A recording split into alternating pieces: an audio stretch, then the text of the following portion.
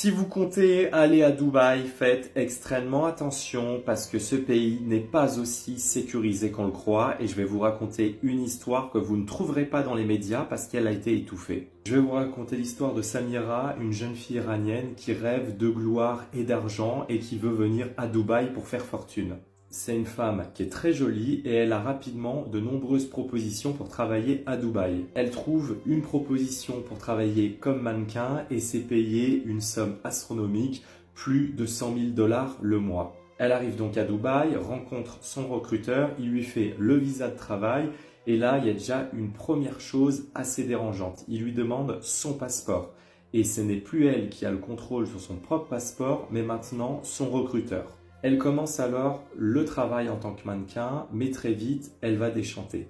En fait, au départ, on lui dit qu'elle va simplement tenir compagnie à des hommes et elle n'est pas du tout payée les mêmes sommes. On lui explique qu'à la fin du mois, elle va toucher plus de 10 000 dollars.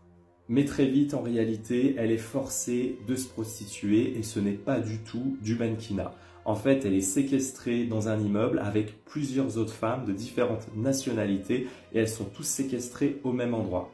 Les semaines passent, elle vit un véritable calvaire, on l'oblige à faire énormément de choses qu'elle ne voudrait pas, elle rencontre énormément de clients, ça devient de plus en plus insoutenable pour elle. Ce qui est le plus effrayant, c'est qu'une de ses collègues de travail, si on peut appeler ça comme ça, a disparu sans laisser de traces.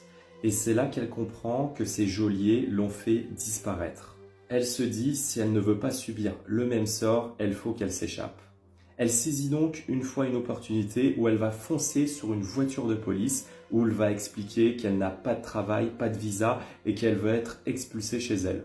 Elle explique tout à la police dubaïote. L'homme qui l'a fait rentrer avec un visa de travail, le réseau criminel, le fait qu'on l'a forcé, les sévices. Eh bien, la police dubaïote s'en fiche totalement. La police émirati va même se retourner contre elle et va la menacer, lui expliquant qu'elle ne doit surtout rien dire et rien révéler et qu'elle ne pourra pas porter plainte. Elle finit expulsée en Iran. Alors elle, bien sûr, elle est venue se plaindre à son ambassade, mais l'ambassade ne pouvait absolument rien faire et lui a dit que ce n'était pas la première. Sachez les amis qu'il y a énormément d'histoires sordides, notamment qui touchent les femmes à Dubaï et que les autorités locales font tout pour les cacher et ne vous protègent pas. Donc si vous comptez partir à Dubaï, faites vraiment très attention si vous êtes une femme, ce n'est pas aussi sécurisé qu'on vous le dit.